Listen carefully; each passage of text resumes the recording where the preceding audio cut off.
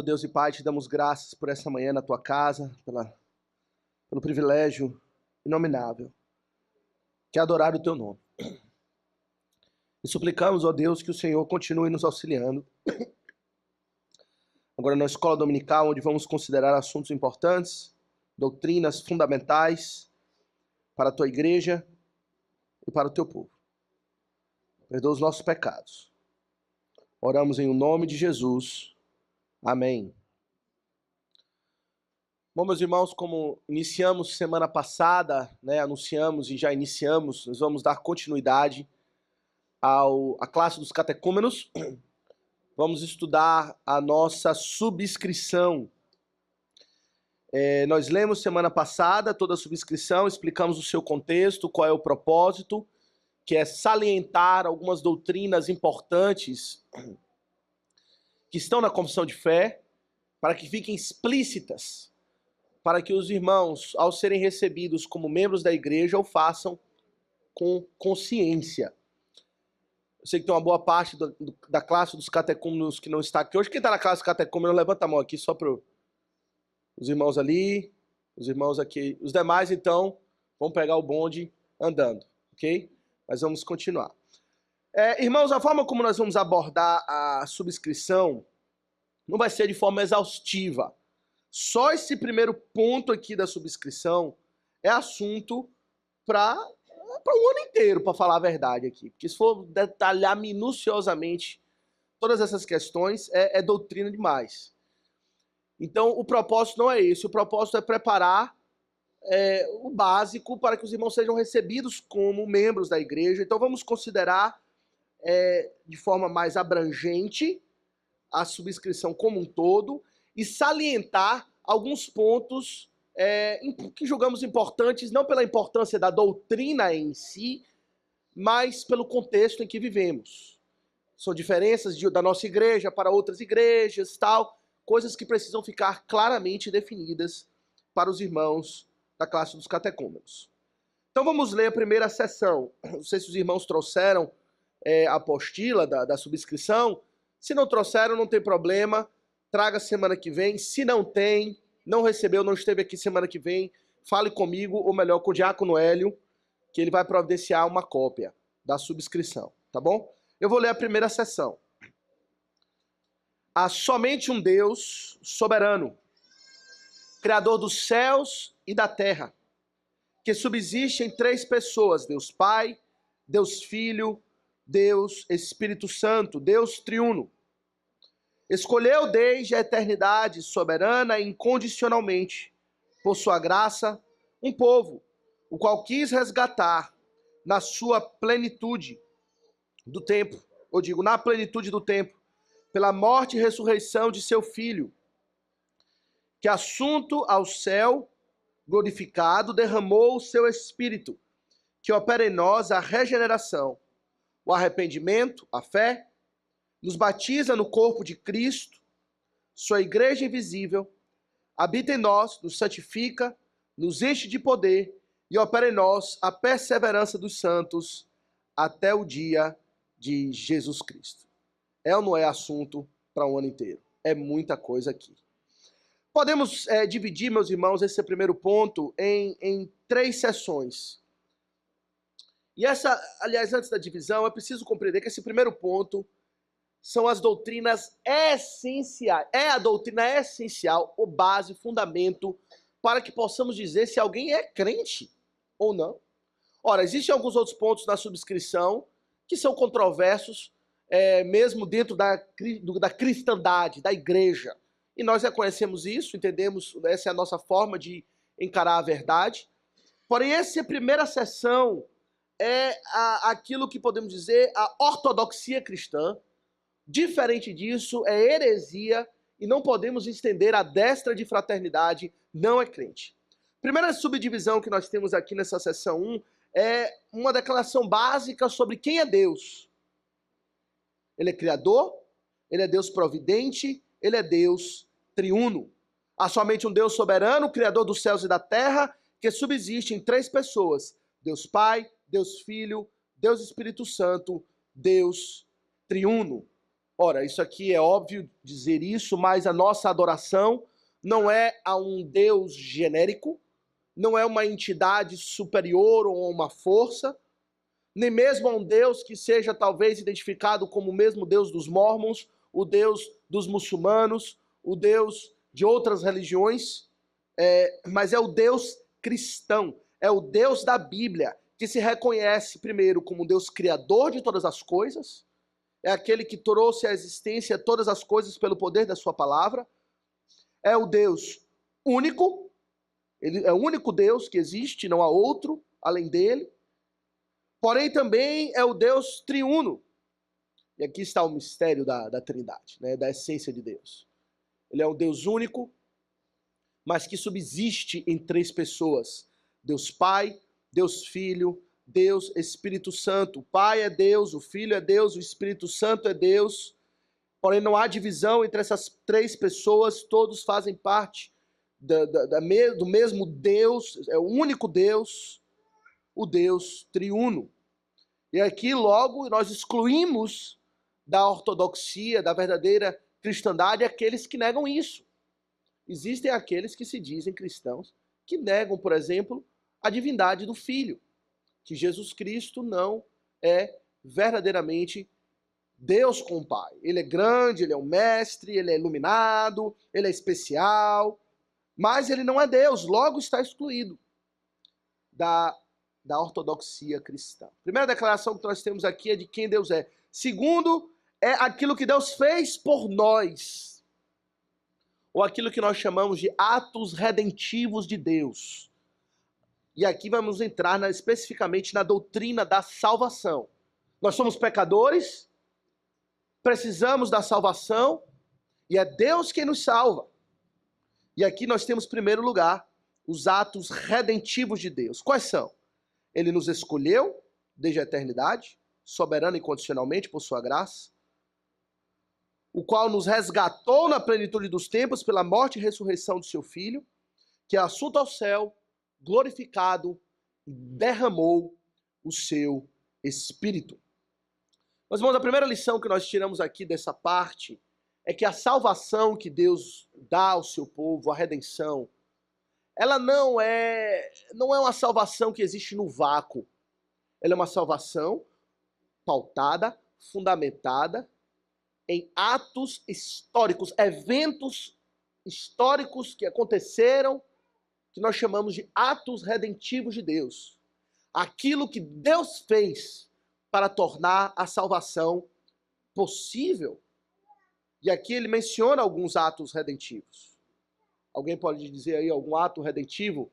Hélio, um ato redentivo aqui que nós lemos. Não venha me dizer que você está distraído com Isaac e você não pensou. Um ato redentivo qualquer, aquilo que Deus fez por nós para nos salvar. Se entregou, morreu. Foi no fácil, né? Essa aí Isaac poderia responder. Se não soubesse, não está. Reuel vai responder também. Bom, um ato redentivo de Deus é a encarnação, né?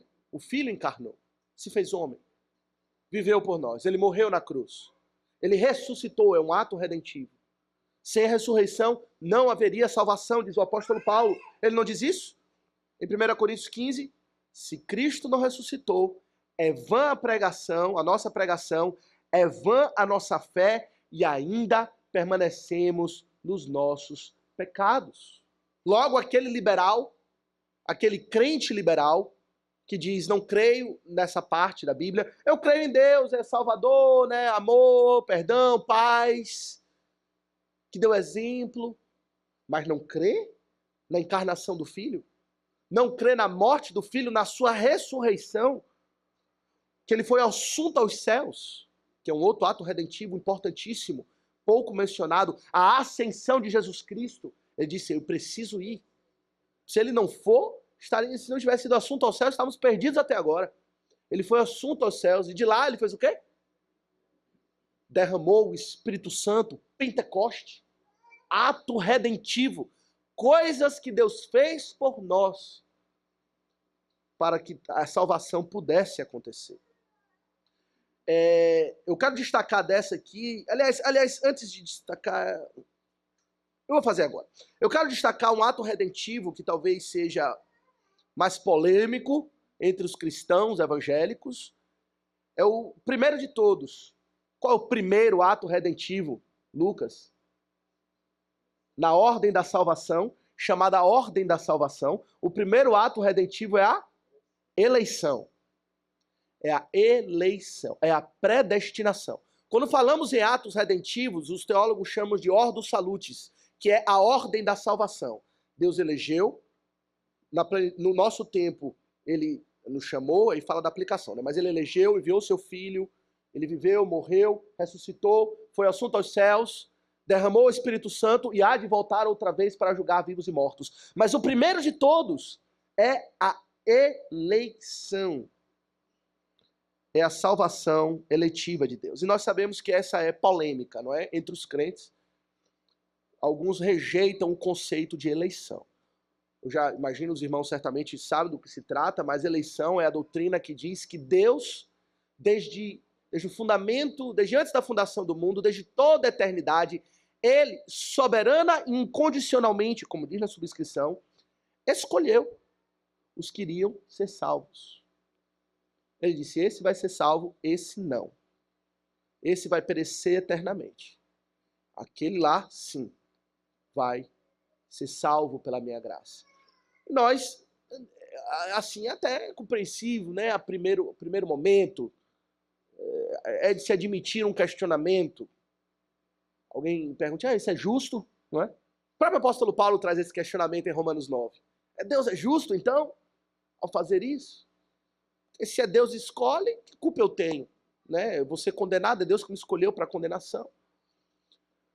Bom, meus irmãos, deixando, em primeiro lugar, deixando a questão filosófica de lado, se é justo ou não, como fica a questão da responsabilidade do homem ou não diante da verdade da eleição, o que precisamos compreender é que é um ensino bíblico, claramente ensinado na palavra de Deus. Existem doutrinas que são pautadas ou construídas com base em poucos versículos, é verdade. Às vezes tem um versículo só. Deus basta falar uma vez para que seja verdade. Basta encontrar uma só passagem e a gente sabe, Deus falou, é verdade, ali tem uma doutrina. Mas a doutrina da eleição está na palavra de Deus inteira, desde o início. Nós temos verdade sobre isso. Logo, não dá para fugir da avalanche de versículos ou passagens que ensinam explicitamente a doutrina da eleição. Eu queria apenas ler alguns deles. João 15, 16, 17, o Senhor disse, o Senhor Jesus falando, não fostes vós que escolhestes a mim, pelo contrário, eu vos escolhi a vós outros. Claro, né? Será que não está claro? Será que existe outra interpretação que possa ser dada a isso? Bom, vamos imaginar que pudesse outra interpretação, então vamos olhar um outro texto.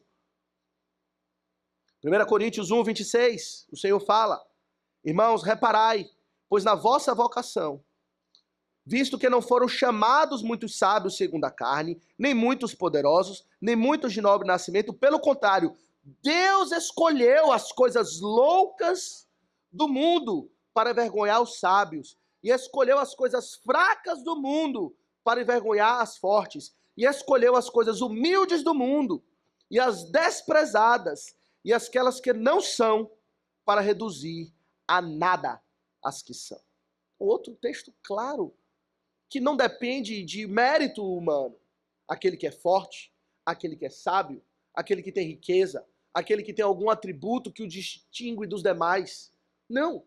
A eleição tem base na escolha de Deus. E aqui o apóstolo Paulo nos diz que, do contrário do que seria o nosso pensamento natural, Deus escolheu as piores coisas, os mais desprezíveis.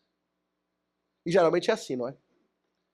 Os mais sábios, intelectuais, cheios de conhecimento, são arrogantes no seu conhecimento. É claro, o Senhor salva intelectuais, pessoas dotadas de conhecimento também, mas é comum a gente ver isso. Pessoas soberbas que são rejeitadas pelo Senhor, enquanto nós vemos Por outro lado, o Senhor escolhendo, como ele fala, as coisas loucas do mundo. Resumindo, nós somos, se somos salvos e eleitos por Deus, os loucos. As coisas loucas do mundo. Os fracos, os que nada são, para envergonhar os que são. Efésios, outra passagem clássica, que deixa explícito que Deus elegeu com base na sua soberana vontade. Efésios 1, 13, 14 diz: Bendito Deus e Pai de nosso Senhor Jesus Cristo, que nos tem abençoado com toda sorte de bênção espiritual nas regiões celestiais em Cristo. E é a partir do verso 4, Efésios 1, 4, preste atenção. Assim como nos escolheu nele, quando? Antes da fundação do mundo, para sermos santos e irrepreensíveis perante ele, e em amor nos predestinou para ele, para a adoção de filhos, por meio de Jesus Cristo, segundo o beneplácito da sua vontade. Essa expressão beneplácito da sua vontade quer dizer, segundo a sua vontade livre. Ele não foi coagido na sua escolha por nada. Ele não foi direcionado na sua escolha por nada. Ele não foi inclinado, subornado, sei lá. A vontade de Deus é absolutamente livre. Segundo essa vontade soberana de Deus, ele escolheu uns antes da fundação do mundo. A doutrina da eleição é claramente ensinada na palavra de Deus. E a grande passagem clássica, aliás, eu vou ler mais umas aqui, só brevemente, Atos 13, 48, que diz que creram todos os que haviam sido destinados para a vida eterna. Quem foi que creu? Os religiosos? Aqueles que têm uma propensão para crer? Aqueles que foram convencidos? Não. Aqueles que foram destinados para a vida eterna. Que o Senhor disse, esse é o destino deles. Eu escolhi a esses. Atos 13, 47 e 48. Esses creram. João 6, 65. Ninguém poderá vir a mim se do Pai não lhe for concedido.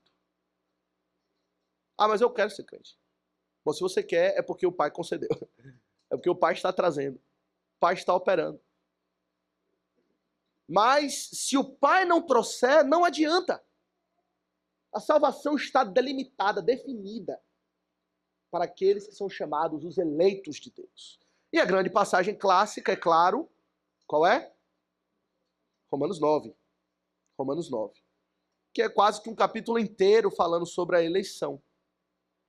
E aqui, o apóstolo Paulo apresenta a verdade de uma forma categórica. Ele deixa claro qual é a base da sua eleição e qual não é a base da sua eleição. Eu vou ler a partir do verso 11 de Romanos 9, falando sobre Esaú e Jacó. Gêmeos iguais. Mesmo pai, mesma mãe, mesmo gênio, mesma barriga, mesma criação. O Senhor amou a um e aborreceu o outro. Diz o seguinte, a passagem. E ainda não eram gêmeos nascidos, não tinham praticado bem ou mal, para que o propósito de Deus quanto à eleição prevalecesse. Não por obras, mas por aquele que chama. Já foi dito a ela, o mais velho será servo do mais moço. Como está escrito, amei a Jacó, porém me aborreci de Esaú. Que diremos, pois? Aí vem o questionamento. A injustiça da parte de Deus? De modo nenhum, diz o apóstolo Paulo. De modo nenhum. E por que não é injusto da parte de Deus? E aí ele cita o Antigo Testamento. E a citação quer dizer o seguinte, é prerrogativa de Deus salvar. Ele diz assim, pois ele diz a Moisés, terei misericórdia de quem me aprouver ter misericórdia, e compadecer-me-ei de quem me aprouver ter compaixão. O que fica evidenciado, nós não vamos ler o resto do capítulo, é grande, queremos ser breves, é que a salvação não é meritória. E aqui responde um pouco a questão filosófica. Questão do conflito que nós podemos entrar ao considerar a eleição. Por que ele é salvo ou não? Não é justo. Meus irmãos, se formos questionar a justiça, Se formos pedir para sermos tratados com o rigor da lei, com aquilo que é justo, quem seria salvo? Ninguém. O justo, você está perguntando o que é justo? Você quer o justo? O justo é que todos pereçam, todos sejam condenados, ninguém seja salvo. Mas Deus diz, eu faço misericórdia a alguns. Eu quero ser bom a ele. Você vai me dizer agora que eu não posso ser bom a ele? Ser bom para com esse? Ser bom para com aquele? Mais para frente, o apóstolo usa a figura do oleiro. O oleiro, ele é senhor sobre a massa. O oleiro é aquele que faz utensílios de barro. Ele tem direito sobre a massa. E aí a figura do apóstolo Paulo é, se o oleiro quiser pegar a massa e fazer um pinico, ele tem esse direito. Para que serve um pinico? Não precisa responder. Mas se ele quer pegar o mesmo vaso, o mesmo barro e fazer um vaso de honra para mostrar a sua habilidade, para ele se gloriar naquele vaso e mostrar, olha o que eu sei fazer. Olhe a minha habilidade, a minha capacidade. Quem vai dizer que o oleiro não pode fazer? O pinico pode protestar? Esse é o argumento do apóstolo Paulo em Romanos 9. Logo, Deus é soberano. É aquele mesmo assunto da mensagem. Ele é o Senhor sobre todas as coisas. Se Ele é o Senhor sobre todas as coisas, o que a gente pode pedir a Deus? Ou exigir de Deus? Temos apenas que reconhecer que Ele foi misericordioso em salvar alguns. Em salvar o que Ele quis salvar. Logo, meus irmãos, nós cremos, como igreja presbiteriana, igreja reformada calvinista, na doutrina da eleição. Isso traz glória a Deus, pois fala da sua soberania, do seu poder, da sua prerrogativa de salvar a quem Ele quer. A quem Ele quer. Fabrício. Pode falar, diga aí.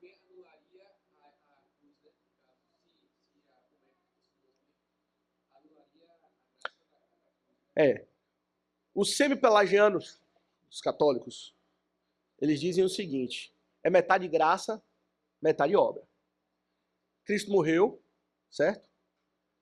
E aí eu faço agora as minhas obras, e a gente se encontra no meio. Cristo faz a parte dele, Deus faz a parte dele, eu faço a nossa parte. E aí eles vão dizer que assim eles valorizam a cruz. Mas na prática você está certo, anulam a cruz. Porque a cruz é a obra de Cristo. Ninguém foi pendurado na cruz, ele foi pendurado sozinho. Ele pagou a dívida, como vimos na mensagem. A salvação é dele. Se você quer competir com Cristo, se você quer colaborar com Cristo na sua salvação, no que diz respeito à doutrina da justificação, e aqui eu não vou entrar nos detalhes técnicos, estou falando de salvação do quesito justificação. Se você quiser ser justificado, colaborar para a sua justificação, você não pode fazer nada. Você é um pobre, tem nada. O que é que você pode fazer? Anularia a cruz. Aqueles que querem dizer, eu posso ser salvo pelos meus próprios esforços, independente da vontade de Deus, anula a cruz de Cristo. Você tem razão, Fabrício, bem colocado.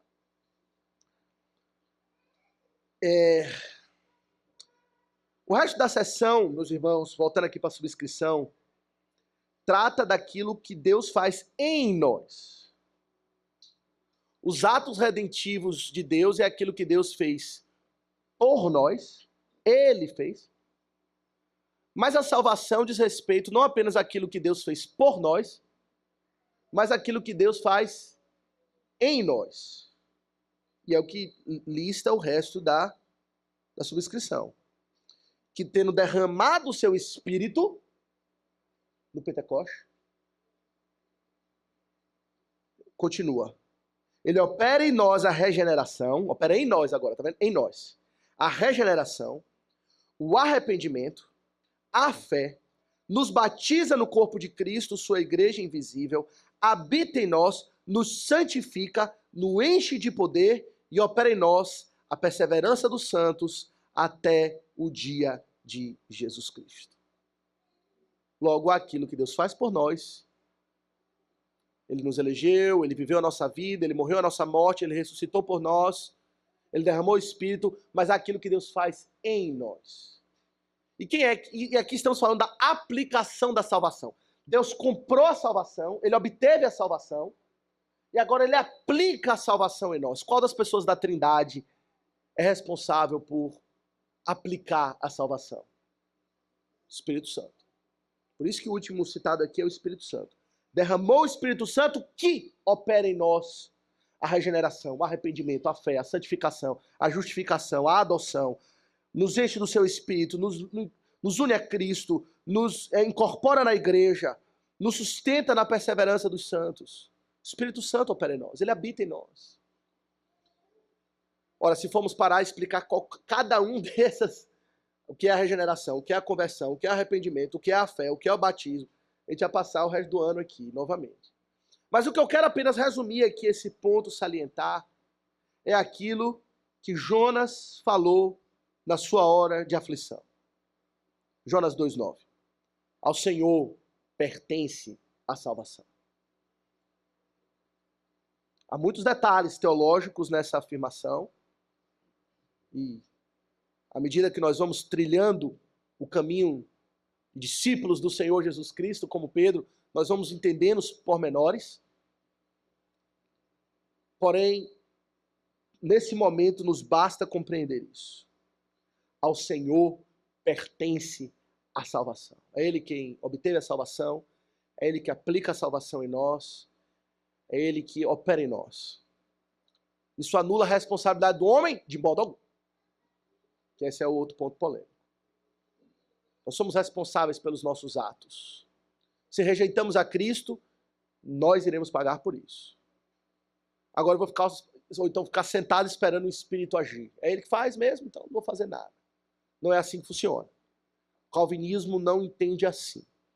O calvinismo enfatiza a soberania de Deus na salvação sem anular a responsabilidade humana. Ao contrário, enfatizando simultaneamente a responsabilidade do homem. O homem é responsável por buscar a Deus. O homem é responsável por se arrepender pelos seus pecados. Se ele não se arrepender, diz o Salmo 7, o Senhor já tem o seu arco esticado, armado, já preparou suas setas de morte e vai julgar justamente o homem. Nós não somos robôs. O calvinismo não fala de robô, porque Deus tem um plano eterno e agora nós somos meramente robôs que nós estamos dando continuidade a esse script que o Senhor já fez. Ou não. Isso. Independente de for ser salvo ou não, ele é responsável. Ele é um agente. Ele tem vontade. Isso. Ele deve glorificar a Deus ou não. Todos devem. Todos estão debaixo desse dever para com Deus, de glorificá-lo. Nós não somos robôs. Esse é o ponto. Que alguns têm essa caricatura do calvinismo. Calvinismo é determinista. Somos meros robôs e nós podemos nada. É Deus quem escolhe, é Deus quem salva, é Deus que compra a salvação, é Deus que opera a salvação. Então, o que importa? Comamos e bebamos que amanhã morreremos. Se Deus quiser me salvar, Ele vai. Então vou continuar minha vida aqui no pecado, vou continuar na carne. Quando Ele quiser me salvar, Ele me salva. Não é assim que nós entendemos. Calvinismo não exclui a responsabilidade do homem. Na confissão de fé usa o seguinte termo, que Deus não violenta a vontade do homem ao executar a sua vontade. Os seus planos se cumprem, sim, mas se cumprem de uma maneira que nós não podemos explicar. E eu não sei explicar. Ninguém sabe explicar, a verdade é essa. A vontade de Deus prevalece, sem violentar a nossa vontade. Você verdadeiramente se arrepende, embora seja Deus que opere o arrependimento em nós. Oi? A questão do livre-arbítrio, e vai esbarra também na questão do livre-arbítrio. O livre-arbítrio quer dizer, o livre-arbítrio como é ensinado por aí fora, quer dizer o seguinte, eu escolho livre da vontade de Deus. Eu estou livre, Deus não determina nada. Mas só que, aí você pode ir para o outro extremo. O homem não escolhe nada. Tudo está determinado. Mas a doutrina bíblica, calvinista, confessional, afirma as duas coisas. O homem ele é um livre agente, como é o termo utilizado, ele é responsável pelas suas escolhas debaixo da soberania de Deus. Debaixo da soberania. É Deus quem determina todas as coisas. Todas as coisas. Não é só a salvação, não. É todas as coisas. Mesmo a gente escolher. Fabrício? Pode falar.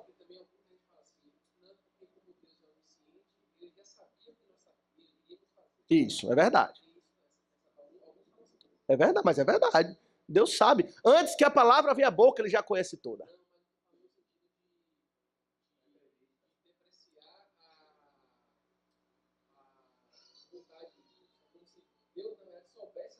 Ah, sim, ele só sabe o que vai acontecer.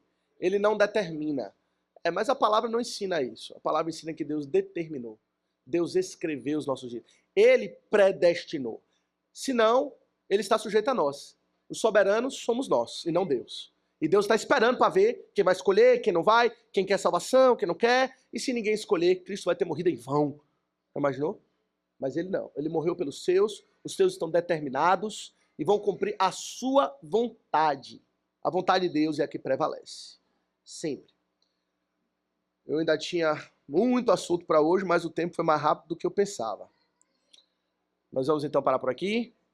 Eu queria considerar o ponto 1 e o ponto 2 da subscrição, mas só foi o ponto 1. Semana que vem continuaremos com o ponto 2. E talvez o 3. Oi? A Hélio mandou pro WhatsApp, quem está na lista, a subscrição. Tá bom?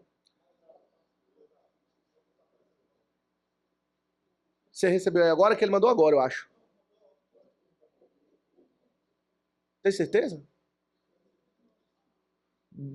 Vê então com o Braz ali depois, viu, Hélio? Você mandou alguma coisa errada. Provavelmente foi ele que fez alguma coisa errada aí.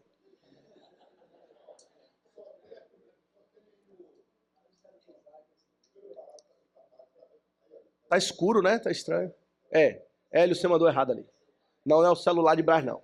Se for o celular, você compre um outro para ele. Tô brincando. Vamos orar, meus irmãos, e continuar semana que vem. Santo Deus e Pai, louvado seja o teu nome. Sabemos que estamos diante daquele que é soberano sobre tudo e sobre todos. Determinou aqueles que seriam salvos. Ó Deus, reconhecemos a nossa limitação em compreender como essas coisas se dão. Mas quem somos nós, ó Deus?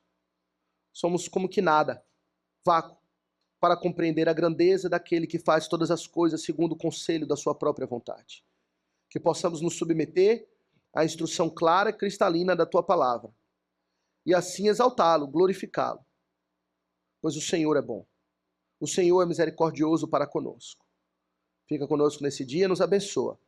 Oramos em nome de Jesus. Amém. O Senhor nos abençoe.